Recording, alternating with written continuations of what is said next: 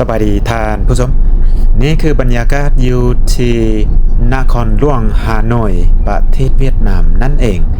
สำหรับวิดีโอนี้อุ่นใจจะพาเดินทางจากฮานอยไป5ที่ฮาลองเบย์พี่น้องอ่าวฮาลองเบย์ก็ถือว่าเป็นสถานที่ท่องเที่ยวที่สวยงามแห่งหนึ่งอยู่ในประเทศเวียดนามนั่นเองพี่น้องระยะทางจากฮานอยไปฮาลองเบย์ก็ประมาณ170กว่ากิโลเมตรลองไปเบิ่งบรรยากาศระหว่างทางนำกันว่าจะมีความสวยงามซำเด้อถนนหนทางบ้านเพิ่นจะเป็นจังได๋ไปเบิ่งไปชมคลิปนี้เลยพี่น้อง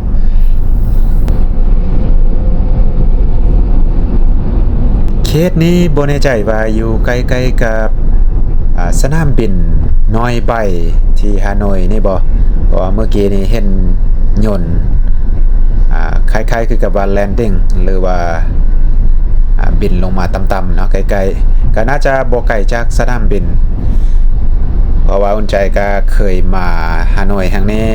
ก็หลายปีแล้วพี่น้องหลายปีก่อนตอนนี้กลับมาโอ้ยความแตกต่างในไพ่ว่าเลยเนาะต่างหลายเปลี่ยนแปลงแบบไวสุดๆเลยพี่น้องเบิ่งถนนหนทางเป็นตึกเป็นห้างต่างๆเกิดขึ้นใหม่นี่อุ้ยไล่เลยเพราะว่าช่วงบ่ายๆอุ่นใจขี่รถเลาะเขตใจกลางเมืองของนครหลวงฮานอยแห่งนี้ถือว่าเปลี่ยนแปลงหลายตอนนี้เราก็ออกมายักวันนอกเขตในเมืองในหนึ่งเนาะออกมานอกในหนึ่งแต่ว่าก็ยังอยู่ในขอบเขตฮานอยนี่แหละสังเกตเบิ่งพี่น้องซ่องข้างทางป๊าดโถอลังการงานสร้างใหญ่โตมโหฬารพี่น้องถือว่ากำลังก่อสร้างน่าจะเป็นห้างเป็นห้านต่างๆแล้วก็น่าจะเป็นโรงแรมพร้อมก็ยอมรับว่าเวียดนามนี่พัฒนาไวหลายพี่น้องทุกสิ่งทุกอย่างนี่ถือว่ากำลังเจริญก้าวหน้าเบิ่งแต่ถนนหนทางเนาะพี่น้องเอ้ยสุดยอดเลยเวียดนามถือว่าตลอดทางที่มานี่จะเห็นมีการก่อสร้างเกือบทุกแจทุกมุมพี่น้องก็ถือว่ากำลังเป็นค่าขึ้นสังเกตได้ว่าสถานที่ต่างๆที่ว่าอุ่นใจเคยมาหลายปีก่อนนะครับบ่ถึงกับว่าหลายเนาะประมาณ 7-8 ปีก่อนพี่น้องสมัยนั้นยังบ่มีหยังเขตนี้เนาะตอนนี้ถือว่าเริ่มเปลี่ยนแปลงไปทุกอย่างเนาะอีกตื่มประมาณ5ปีกลับมานี่โอ้ยพี่น้องเอ้ยถือว่าเป็นส้มใหม่ของฮานอยเลยล่ะเมื่อวานนี้อุ่นใจก็ไปเลาะไล่บอลไล่ที่อยู่พี่น้องก็ถือว่าไล่บอลที่ว่าเป็นสถานที่เกิดขึ้นมาใหม่ๆว้าวถนนหนทางซ่องข้างทางนี่ถือว่าตกแต่งประดับประดาได้อย่างสวยงามเลยล่ะเขตนี้งามเลยมาตอนค่ำตอนคืนนี้น่าจะมีไฟงามเลยแหละซ่องข้างทางพี่น้องสังเกตเบื้องทางหน้าพุ่นพี่น้องเป็นตึกเป็นห้างต่างๆถือว่าว้าวงามไล่ถนนหนทางนี้ก็ถือว่ากว้างขวางดีตามที่อุ่นใจเลาะตั้งแต่เช้ามาฮอดปัจจุบันนี้ก็ถือว่าทางนี้ก็ยักว่าลงๆได้หนึ่งเนาะ อยากว่าลงได้หนึ่งพี่น้องบ่ติดบ่แน่นเกินไปเนาะเพราะว่าทางเส้นนี้ก็จะเป็นไฮเวย์รถจักรรถย่างนี้ก็จะบ่ไล่นะถ้าไปเป็นเขตในเมืองหรือว่าถนนธรรมดานี่ก็จะมีรถจักรไล่พี่น้องเอ้ยโอ้ไล่เลนได้นี่1 2 3 4เลนเนาะอันนี้เป็นค่าเดียวได้พี่น้องก็ถือว่าแล่นสะดวกสบายเลยว้าโถท้องฟ้ามื้อนี้อาจจะบ่ดีปานได้บ่มีแดดถ้ามีแดดงามๆนี่ก็จะแจ้งกว่านี้เพราะว่าตั้งแต่เช้ามาก็จะมืดแบบนี้เนาะคล้ายๆคือฝนสิตกแต่ว่าอาจจะบ่ตกเทื่อฝนพี่น้องก็อย่าตกเทื่อเนาะให้ไปเฮาไปฮอด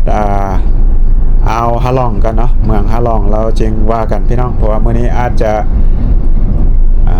มีแผนไปเที่ยวอยู่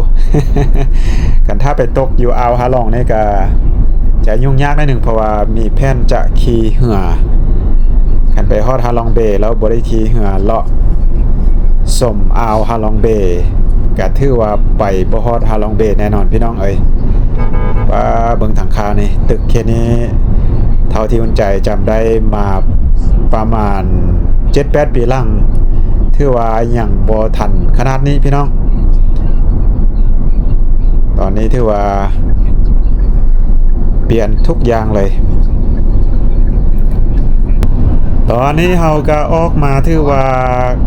อยากว่าเขตนอกเมืองฮานอยแล้วพี่น้องออกมาเขตนอกเขตหน้าละ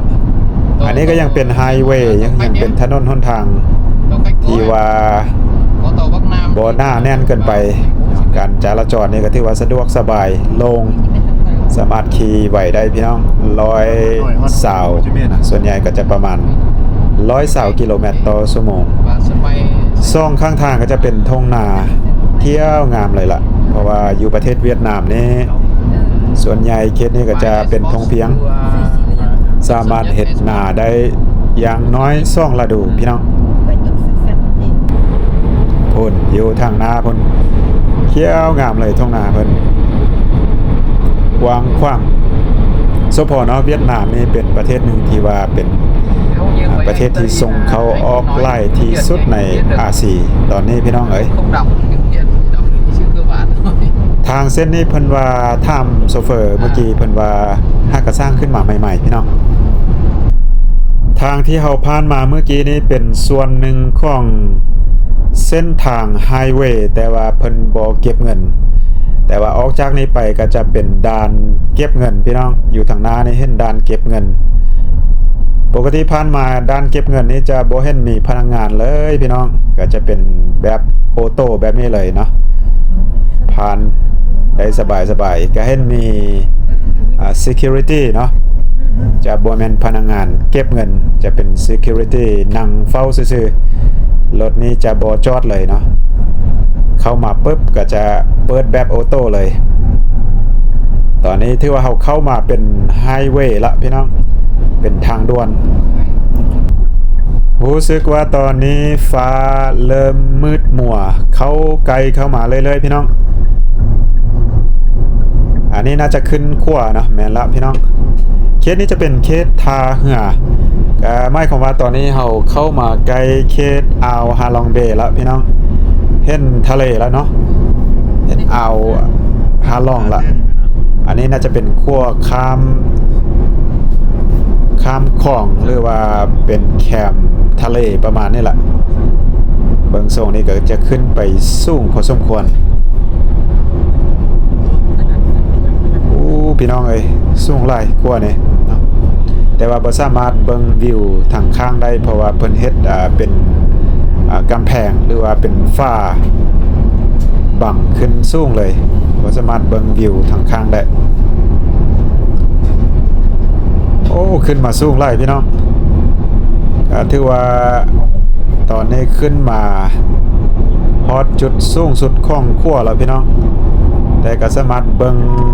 ไปทางข้างเห็นได้นึงเนาะจะเป็นอ่าวเป็นเขตท่าเรือพี่น้องยอมรับว่าทางเส้นนี้สามารถแล่นไวได้ระหว่างทางนี้บ่มีรถติดบ่แออัดเป็นโล่งๆเลยพี่น้องปกติทางนี้ก็จะเป็นแบบนี้ตามโซเฟอร์เพิ่นเว้าเพราะว่าทางเส้นนี้ก็จะเป็นทางเส้นใหม่เด้ที่ว่าหากสร้างขึ้นมาได้ประมาณหากเปิดได้ประมาณ3 ปีพี่น้องก็ถือว่าเป็นยังไม่ใหม่อยู่เนาะก่อนหน้านั้นก็จะมีทางแต่ว่า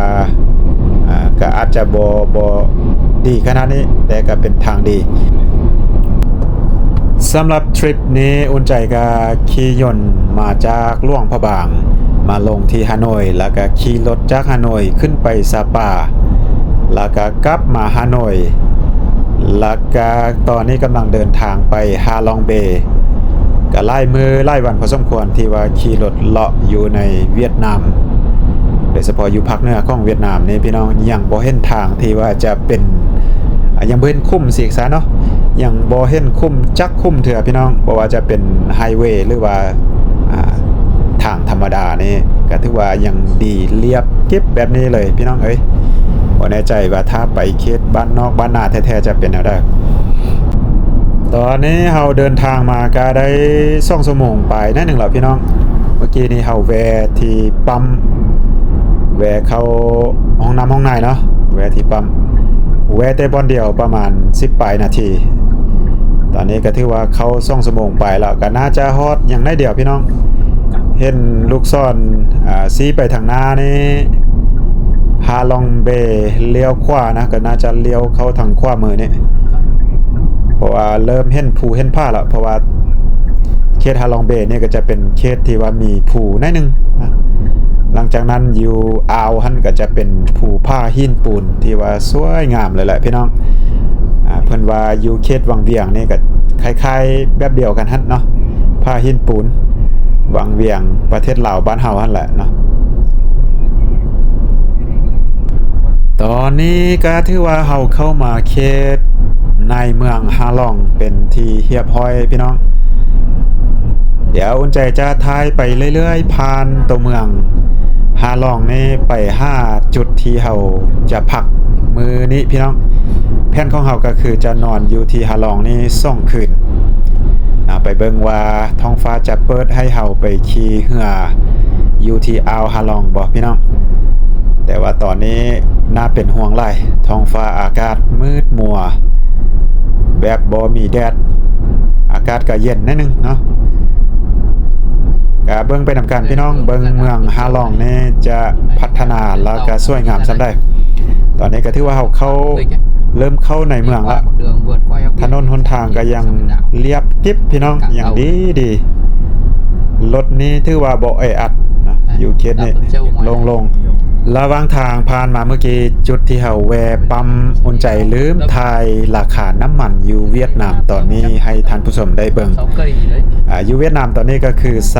25,000ดงเนาะก็น่าจะประมาณ24,000เงินกีบลาวหั่นแหละพี่น้องก็ถือว่าน้ำมันบ้านเพิ่นยังบ่ขึ้นราคาหลายปานนั้นเนาะมื้อนี้ก็ถือว่าเป็นมื้อที่4ที่5ของอุ่นใจอยู่ที่เวียดนามนี่ไปแต่ละบอนแต่ละทีนี่พี่น้องสะอาดงามตาพอสมควรก็ถือว่าบ่เห็นขี้เหงื่อแต่ว่าหลักๆก็คือส่วนใหญ่จะไปเขตที่ว่าเป็นจุดแหล่งท่องเที่ยวบ่แน่ใจว่าอยู่เขตนอกเขตนาเขตสาวให้สาวนาประชาชนธรรมดาหรือว่าหมู่บ้านต่างๆจะเป็นแนวได้แต่ว่าส่วนใหญ่อยู่ในเมืองสถานที่ท่องเที่ยวต่างๆก็ถือว่าสะอาดงามตาดีพี่น้องบ้านเพิ่นเมืองเพิ่นนะเบิ่งไปนำกันพี่น้องเอ้ยตอนนี้ก็ถือว่าเข้ามาเขตยักว่าในเมืองแล้วเนาะเข้ามาในเมืองเรื่อยๆพี่น้องเห็นตึกเห็นห้างเห็นเฮือนไล่ขึ้นเนื่องจากว่าเมืองนี้ก็เป็นเมืองท่องเที่ยวที่มีชื่อเสียงของประเทศเวียดนามก็จะเฮ็ดให้มีร้านอาหารโรงแรมสถานที่พักผ้าอาศัยบ่อนกินบ่อนอยู่นี่ถือว่าสะดวกสบายมีหลายอย่างให้เลือกพี่น้องบางนักท่องเที่ยวบางส่วนก็จะมาพักอยู่เขตนี้แล้วก็บางส่วนก็จะขี่เรือเข้าไปที่อ่าวฮาลองไปนอนอยู่เรือพี่น้องอันนั้นก็ถือว่าเป็นกิจกรรมหลักๆอันนึงอยู่ที่ฮาลองนี่แต่ว่าแผนของเฮาก็อยากไปแต่ว่าสภาพอากาศเป็นแบบนี้บางทีก็อาจจะเปลี่ยนใจพี่น้องคล้ายๆคือกับฝนจะตกมานี่คล้ายๆคือสิมีพายุเข้ามาเนาะกันถ้ามืดๆมัวๆแบบนี้ไปก็อยากว่าเซี่ยวๆนิดนึงพี่น้องก็จะบ่เห็นพื้นที่งามปานใดว้าวก็จะมีการก่อสร้างแบบนี้เนาะกำลังพี่น้องเอ้ยอยู่ทางขวามือนี้นะก็จะเป็นว้าวถือว่าใหญ่โตมโหฬารอลังการงานสร้างบ่แน่ใจว่าจะเป็นตึกเป็นห้างเป็นโรงแรมก็น่าจะอยู่นี้หมดแหละพี่น้องเอ้ยถ้าหากว่าสำเร็จมานี่ก็อาจจะเป็นสถานที่ใหญ่ๆอีกบ่อนหนึ่งจุดนี้ก็ได้ก็คืออุ่นใจว่าเวียดนามนี่ถ้ากลับมาอีกตึม5ปี10ปีในข้างหน้านี้ถือว่าโอ้ยความเปลี่ยนแปลงเนาะหลายเลยเพราะว่าเห็นมีการก่อสร้างนี่ถือว่าหลายบ่อนหลายที่ก็เป็นครั้งทำอิฐที่อุ่นใจเคยมา เมืองฮาลองแห่งนี้ก็ถือว่าเห็นพร้อมกันไปกับท่านผู้ชมนี่เลยพี่น้องเอ้ยบ่คิดว่าจะใหญ่ขนาดนี้ตอนนี้เฮาขี่มาตั้งแต่เข้าตัวเมืองมานี่ก็ไกลพอสมควรแล้วยังไปเรื่อยๆน่าจะบ่ฮอดจุดใจกลางเมืองแท้ๆเถือกยังเข้าไปเรื่อยๆพี่น้องเห็นตึกเห็นห้างอยู่ทางหน้าพุ่นถือว่าเมืองใหญ่พอสมควรว้าวเมืองฮาลองเบย์แต่ว่าสังเกตเบิ่งถนนหนทางพี่น้องบ่แออัดเลยเพราะว่าตอนนี้เขาเข้ามาในเมืองแล้วแต่ก็จะเป็นแบบโล่งๆอยู่หนทางก็ได้ยินว่าปกติมาเวียดนามนี่ต้องมีรถจักรหลายๆแออัดรถติดเนาะแต่ว่าเมืองนี้เป็นโล่งๆพี่น้อง บ่แน่ใจว่าตอนนี้เราเข้ามาเขตใจกลางเมืองแท้ๆแล้วบ่หรือว่าหยังตามที่คนใจเบิ่งมีอยู่ในรูปเนาะก็จะมีขั้วสามารถข้ามนำไปอีกฝากนั้นก็ถือว่ามีบ้านมีเฮือนห้างห้านต่างๆนี่ก็ถือว่าใหญ่พอสมควรแล้วก็เรียบแคมทะเลพี่น้องก็ลองไปเบิ่งแล้วอยู่ฮาลองนี่จะมีอีกเกาะหนึ่งอยู่น่าจะบ่ไกลจากนี้เป็นเกาะที่ว่าใหญ่พอสมควรแล้วก็มีคนอาศัยอยู่เกาะนั้นหลายพอสมควรแล้วก็มีห้างมีห้านตอนนี้บ่แน่ใจว่าเฮาอยู่ใกล้กับสถานที่เฮาจองไว้แล้วบ่พี่น้องเพราะว่าตอนเฮาจองหั่นก็จองทางเว็บไซต์จองโรงแรมสถานที่พักก็ว่าอยู่ในกลางเมืองหั่นล่ะอยู่ใจกลางเมืองหั่นล่ะแต่ว่าน่าจะบ่ฮอดง่ายโอ้จุดนี้วงเวียนใหญ่ๆเลยพี่น้องเฮาสิไปทางใดเนาะนี่มาครั้งทำอิฐก็บ่ฮู้ว่าสิไปทางใดดีเฮาต้องให้คนพื้นที่พาไปพี่น้อง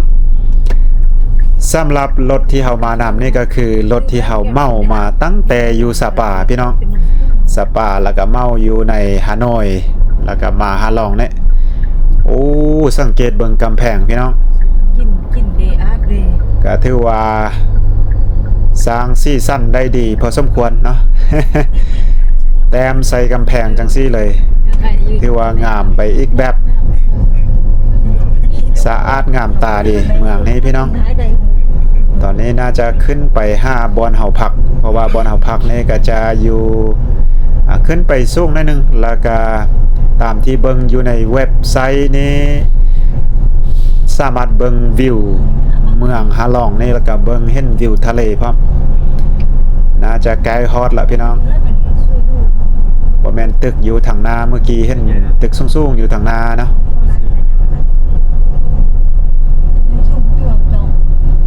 รู้สึกว่าเมืองนี้มีตึกมีห้างมีห้านหลายแต่ว่ารถนี่บ่เห็นหลายพี่น้องบ่เห็นรถบ่เห็นคนหลายปานใดเป็นอยากว่าโล่งๆนิดนึงอากาศดีตอนนี้เพราะว่าบ่มีแดดเย็นสบายเลยnó gần như chạy song song với đường này nó đường bên kia เขตนี้บ่พี่น้อง nhiều lắm เท่าที่จำได้น่าจะอยู่เขตนี้แหละ không phải cháy dưới น่าจะอยู่เขตนี้บ่อนเฮาสิพักคิดว่าลงไปตื่มได้นึงน่าจะฮอดละกะเบิ่งยาวไปนำกันพี่น้องไปเบิ่งว่าจุดที่เฮาสิพักนี่ đi theo đường tắt thì xuống dưới đường dưới này จะอยู่ใจกลางเมืองแท้บ่พี่น้องตามที่เฮาจองมานี่ถือว่าอยู่ใจกลางเมืองเมืองนี้น่าจะอยู่เลียบแคมทะเลไปเพราะว่าทางซ้ายมือนี้เมืองนี้ก็บ่เข้าไปเลิกปานได้เพราะว่าจะเป็นภูมีภูแล้วทางขวามือเนาะข้ามไปทางขวามือก็เป็นทะเลเลฮอดแล้วพี่น้องเห็นชื่ออยู่ทางหน้าไทยห่าโรงแรมไทยห่าเนาะฮอดแล้วพี่น้องเอ้ยหลังจากขี่รถจากฮานอยมาฮอดฮาลองเบย์ใช้เวลาไปเพียงแต่2 ชั่วโมงครึ่งพี่น้องโดยที่บ่ได้จอดเนาะจอดบอนเดียวเนาะจอดบอนเดียว 2 ชั่วโมงครึ่งฮอดฮาลองเบจากตัวเมืองฮานอยนี่เลยบอนเฮาสิพักพี่น้องไทยฮาบูติกเนาะเขาไปเช็คอินไปเบิ่งห้องว่างามสำได้พี่น้องเข้าไปทางในนำกันเนาะ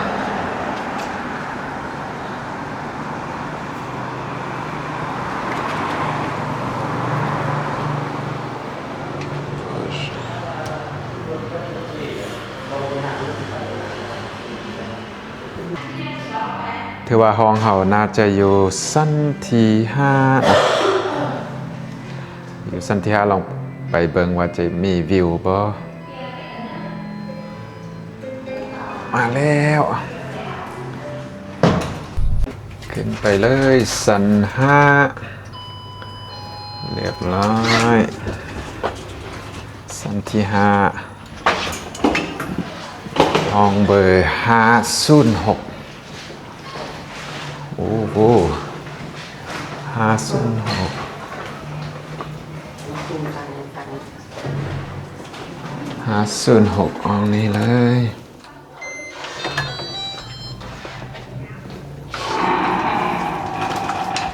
โอเค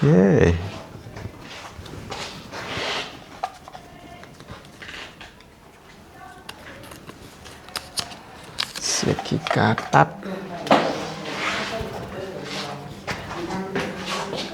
โอ้ห้องน้ำก็ถือว่าโอเคเนาะกว้างใหญ่แยกห้องอาบห้องอันนั้นเนาะถือว่าโอเคเนาะแยกห้องอาบแต่ว่าห้องนี้จะเป็น2 เตียงพี่น้องห้อง2 เตียงงามอยู่เนาะห้อง2 เตียงก็จะมีทีวีตู้เย็นถือว่าครบเนาะก็ถือว่าสะอาดสะอ้านดีพี่น้องมีวิวพร้อมเนาะมีโต๊ะถือว่าโอเคอยู่ได้นี่ได้เยอะเนาะวิวเนี่ยก็สิได้ประมาณนี้โอ้วิวงามอยู่วิวงามอยู่ประมาณนี้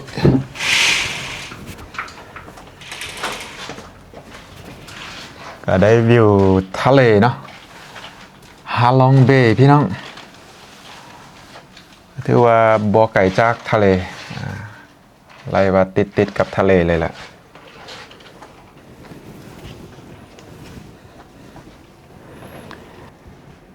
ก็สิประมาณนี้เนาะพี่น้องการเดินทางจากฮานอยมาฮอดฮาลองเบย์แล้วก็มาพักอยู่ที่นี่สถานที่นี้เราก็จองมาทางออนไลน์เนาะในราคา510,000 กีบเงินลาวนั่นแหละเงินกีบแต่ว่ามาเป็นเงินดงนี่ก็620,000ปลายพันเวียดนามิสดงเนาะก็ถือว่าโอเคราคานี้บ่ได้รวมอาหารเช้าเด้อพี่น้อง แต่ว่าเบิ่งห้องความสะอาดแล้วก็สถานที่วิวนี่ถือว่าโอเคเนาะถนนติดกับถนนเลยพี่น้องได้วิวแบบนี้เลยโอเคพี่น้องก็สิประมาณนี้เนาะจังได้ก็เส้นเก่าเส้นเดิมพี่น้องขอบใจทุกท่านทุกFC ที่เข้ามาติดตามรับชมนะก็หวังว่าถ้าท่านได้เข้ามาแล้วก็อย่าลืมเข้าไปกดไลค์กดแชร์กดติดตามเพื่อเป็นกำลังใจให้อุ่นใจได้เฮ็ดคลิปต่อไปพี่น้องเจอกันคลิปต่อไปสำหรับคลิปนี้ขอลาท่านผู้ชมไปซ้ำนี้สบายดี